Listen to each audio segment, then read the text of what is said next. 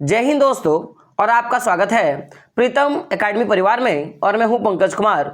तो आज के इस वीडियो पे बात करेंगे क्लास 8 का जो साइंस का आपका कल यानी कि 26 अक्टूबर को वीकली टेस्ट पेपर का एग्जाम होने वाला है ना। इसके लिए कुछ इंपॉर्टेंट प्रश्नों पे बात करेंगे, तो वीडियो को शुरू से लेकर लास्ट तक देखिएगा। और अगर चैनल पे नए हैं ना तो चैनल को सब्सक्राइब कर लीजिएगा, क्योंकि आपके बोर्ड एग्जाम में ना सबसे बेहतर तरीके से तैयारी यहीं से करवाई जाएगी। तो सबसे पहला प्रश्न है कि निम्नलिखित में से कौन सा आकाशीय पिंड का तारा है? ऑप्शंस क्या? टाइटन, पूछल तारा, सूर्य और इनमें से कोई नहीं। तो एक नंबर का जो आपका आंसर होगा ऑप्शन नंबर सी क्या हो जाएगा? सूर्य। तो निम्नलिखित में से आकाशीय पिंड का एक तारा है तो क्या है? सूर्य। क्या होगा? सूर्य। अगला प्रश्न क्या है, देख सकते हो प्रश्न है आपका कि इनमें से कौन सा पिंड ग्रह नहीं है? इनमें से कौन सा पिंड जो है आपका ग्रह नहीं? ऑप्शन क्या है? सीरियस, मंगल, बुध या शनि। तो देखिए अगर बात किया जाए कि ग्रह नहीं है ना, तो देखिए मंगल, बुध और शनि ग्रह है, लेकिन सीरियस जो है ये एक तारा है। तो ऑप्शन नंबर ए क्या होगा आपका? सही हो जाएगा। अगला प्रश्न है आपका कि सौर परिवार का सबसे गर्म ग्रह कौन सा है? ऑप्शन क्या है? टाइटन, बृहस्पति, बुध या शुक्र। तो देखिए सौर परिवार का जो सबसे ज्यादा जो गर्म ग्रह है ना वो कौन है आपका? शुक्र। ऑप्शन नंबर डी क्या होगा आपका? सही हो जाएगा। ऑप्शन नंबर डी क्या होगा आपका? सही हो जाएगा। तो यहां पे आपका आंसर क्या हो जाएगा? शुक्र। लेकिन एक बात देखिएगा, बहुत सारे बच्चे से जो है ना वो बुध ग्रह को ही मार के आएंगे। तो मैं आपको बता दूं कि देखिए यहां पे सबसे गर्म ग्रह का बात किया जा रहा है तो बुध जो है ना वो सबसे छोटा हो जाता है, साइज इसका छोटा हो जाता है, तो ये थोड़ा गर्मी जो है कम सोख पाता है। लेकिन शुक्र जो है थोड़ा ज्यादा बड़ा होता है ना, जिसके कारण क्या होता है कि ये गर्मी जो है ज्यादा सोख पाता है। अगला प्रश्न क्या है कि निम्नलिखित में से कौन सा बल सौर परिवार के सदस्यों को बांधे रखता है? तो देखिए कौन सा जो बल है जो सौर परिवार के सदस्यों को बांधे रखता है तो कौन सा? गुरुत्वाकर्षण बल। कौन सा होगा? गुरुत्वाकर्षण बल। ऑप्शन नंबर सी क्या होगा आपका? सही होगा। चलिए आगे बढ़ते हैं। अगला प्रश्न है कि हमारे सौर परिवार में कितना ग्रह है? तो सौर परिवार में अगर ग्रहों की संख्या बात की जाए तो 8। कितना है? तो 8 जो है आपके पास ग्रह है। अगला प्रश्न है आपका कि सौर परिवार का सबसे बड़ा ग्रह कौन सा है? तो सौर परिवार का जो सबसे बड़ा ग्रह है वो क्या है आपका? बृहस्पति। ऑप्शन नंबर 1 क्या होगा आपका? सही होगा। वहीं अगर बात किया जाए बताइए लेटा ग्रह कौन सा है? तब क्या बोलोगे? शनि। अगर आपको पूछेगा लाल रंग का ग्रह कौन सा था? मंगल मार दोगे। और पृथ्वी का बहन कौन है? तो शुक्र। ये बात आप जानते हो, अगर आप मार के जरूर आओगे।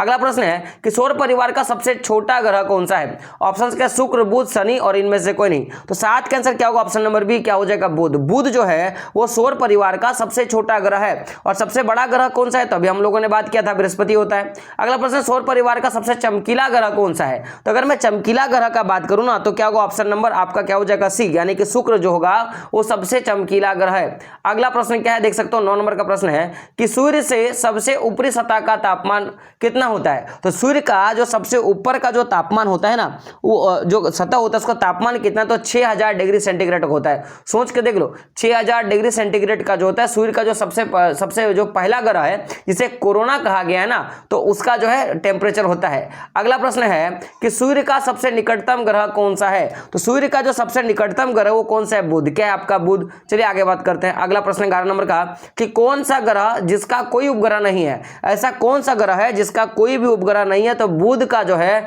एक भी आपके पास उपग्रह नहीं है। और पृथ्वी का उपग्रह एक है, चंद्रमा। ये बात आपको पता होगा। लेकिन सबसे ज्यादा उपग्रह किस ग्रह का है? आप मुझे कमेंट बॉक्स में जरूर बताइएगा। अगला प्रश्न है आपका कि किस ग्रह को प्रभात का तारा यानी कि भोर का तारा कहा जाता है? किस ग्रह को भोर का तारा यानी प्रभात तारा कहा जाता है? तो ऑप्शन नंबर आपका क्या होगा? सी, मॉर्निंग स्टार। ठीक है। अगला प्रश्न है आपका, प्रश्न देख सकते हो, प्रश्न है आपका कि बड़े शहरों में रात्रि में चांद, तारे, ग्रह, उपग्रह क्यों नहीं दिखाई देते? ऐसा क्या कारण है कि जो बड़े बड़े शहर होते हैं ना उसमें आपको नहीं तारे दिखाई मिलेंगे, ना चांद देखने के लिए मिलेगा, ना ग्रह? तो बच्चे बोलेंगे सर वहां पे जो बिल्डिंग होगा ना बहुत बड़ा होगा। बहुत बच्चे बोलेंगे नहीं सर वहां पे ना विद्युत की जो बल्ब होती है, जो लाइट होंगी बहुत ज्यादा होगा।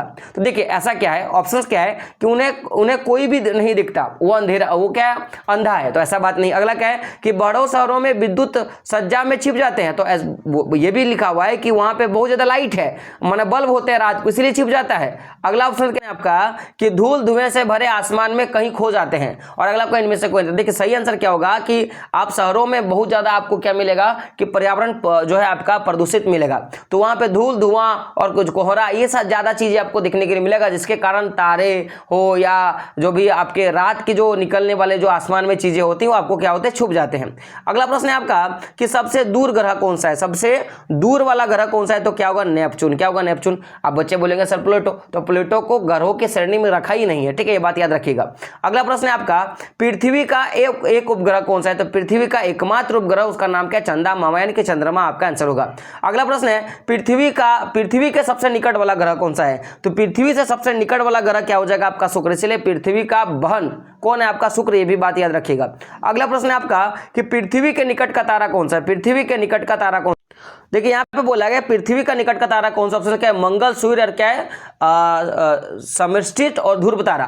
तो आप ही बताओ कि सबसे जो निकट का अगर मैं तारा का बात करूं ना, जो पृथ्वी का सबसे निकट का तारा है, आप क्या करो ना, ये जो 4 ऑप्शन देख रहे हो आप, 4 में से सही क्या है ना, वो मुझे आप कमेंट बॉक्स में बताओ। फिर मैं इसका जो आंसर होगा मैं ऑलरेडी मैं आपको कमेंट बॉक्स में दे दूंगा।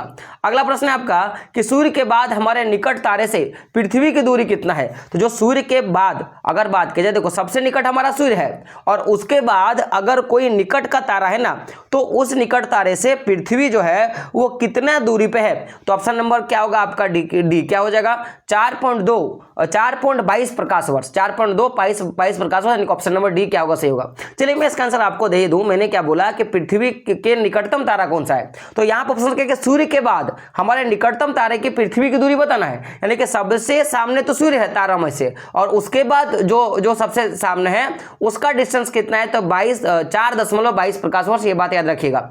अगला प्रश्न है आपका कि निम्न में से कौन प्राकृतिक उपग्रह है? इसमें से कौन जो है आपका प्राकृतिक उपग्रह? तो देखिए सूर्य तो आपका ग्रह एक तारे के श्रेणी में रखते हैं उसको, है ना। आपका बृहस्पति है ना, ये तो आपका ग्रह है। आर्यभट्ट जो है आपका एक जो है आपका वो बनाया हुआ उपग्रह है, मानव निर्मित आपका उपग्रह है। लेकिन जो चंद्रमा है यह प्राकृतिक उपग्रह है। तो ऑप्शन नंबर बी क्या होगा? आपका सही होगा।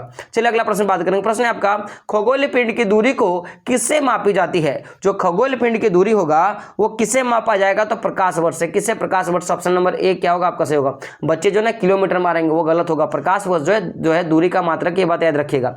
और अंतिम प्रश्न क्या आपका कि किस ग्रह को पृथ्वी का वाहन कहा जाता है? मैंने भी 3-4 बार रिपीट करा है कि जो शुक्र है उसे पृथ्वी का वाहन कहा जाता है। तो ऑप्शन नंबर डी क्या होगा? आपका सही होगा। चलिए आगे कुछ और इंपॉर्टेंट प्रश्नों पे चलते हैं। तो अगला प्रश्न है कि राइजोबियम नामक क्या है आपका कि राइजोबियम नामक जीवाणु किस फसल के जड़ में पाए जाने वाले ग्रंथियों में उपस्थित होता है? ऑप्शन क्या है? रेशेदार फसल, फलीदार फसल, अनाज फसल, इनमें से कोई नहीं। तो देखिए आपका इसका आंसर क्या होगा? ऑप्शन नंबर बी क्या हो जाएगा? जो फलीदार फसलें होते हैं ना, उनके जड़ों का जो गांठ होता है उनमें आपको राइजोबियम नामक जीवाणु पाया जाता है। ठीक है, ये बात याद रखिएगा। अगला प्रश्न है स्वपोषी का उदाहरण क्या है? गाय, बकरी, मनुष्य, आम का पौधा। तो देखिए जो आम का पौधा है ना वो स्वपोषी पोषण के अंतर्गत आता है, यानी कि ऑप्शन नंबर आपका क्या होगा? डी जो होगा आपका करेक्ट हो जाएगा। चलिए आगे बढ़ते हैं। अगला प्रश्न है आपका खरीफ फसल का उदाहरण। इनमें से कौन जो है आपका खरीफ फसल का उदाहरण है? तो देखिए धान जो होगा आपका खरीफ फसल होगा, लेकिन अगर आप बात करो गेहूं का, आलू का, तो ये सब जो होता है आपके रबी फसल का उदाहरण है। ये बात याद रखिएगा। अगला प्रश्न है आपका कि जंतुओं द्वारा प्राप्त खाद्य पदार्थ है। जंतुओं द्वारा कौन सा खाद्य पदार्थ प्राप्त होगा? तो दाल, शहद, फल या चावल। तो देखिए दाल जो है वो पेड़ों से मिला, फल पेड़ों से मिला, चावल जो है आपका पेड़ पौधों से मिला, लेकिन शहद जो है मधुमक्खी के द्वारा मिलता है, इनके जंतुओं के द्वारा मिलेगा। तो ऑप्शन नंबर बी क्या होगा? आपका सही होगा। ऑप्शन नंबर 5 क्या है? कृषि के अंतर्गत आता है। ऑप्शन क्या है? मिट्टी का प्रबंधन, पशुपालन, वर्षा जल संचय और वानिकी। तो देखिए कृषि के अंतर्गत जो है ना आपके एक चीज आते हैं, एक तो मिट्टी का प्रबंधन आ सकता है, यानी कि मिट्टी को बनाने का तरीका आ सकता है, और वानिकी जिसको हम लोग क्या बोलते हैं? बागानी। तो ये कृषि के अंतर्गत आएगा ना, यानी कि ऑप्शन नंबर 1 और ऑप्शन नंबर 4 आपका होना चाहिए। और यहां पे देखोगे एक भी आपका ऑप्शन नहीं है, तो क्वेश्चन का ऑप्शन गलत है। लेकिन आपका ऑप्शन में क्या होगा कि मिट्टी का प्रबंधन और वानिकी। लेकिन जहां से मैं आपको क्वेश्चन करवा रहा हूं, यहां के अगर मैं क्वेश्चन के आंसर का मैं बात करूं तो यहां पे ऑप्शन नंबर 1 और ऑप्शन नंबर आपका 2 दिया हुआ है, लेकिन जो इसका सही आंसर होगा वो क्या होगा? मिट्टी का प्रबंधन, यानी कि मिट्टी को बनाना, मिट्टी का उपयोग, और साथ ही साथ वानिकी यानी कि बगान और खेती करना। ठीक है, ये इसका सही आंसर होगा।